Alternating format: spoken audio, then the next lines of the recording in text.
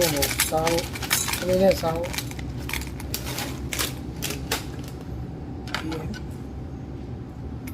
ချက်တုံးလေးထည့်မယ်ဒီလေးထည့်မယ်ပပ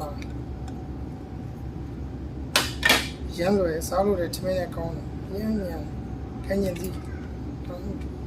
ခွာသည်ကဲဆရာကြီးလာပါဦးစီနေ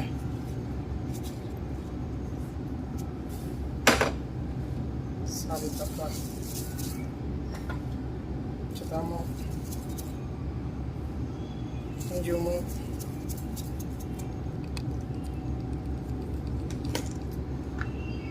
စီ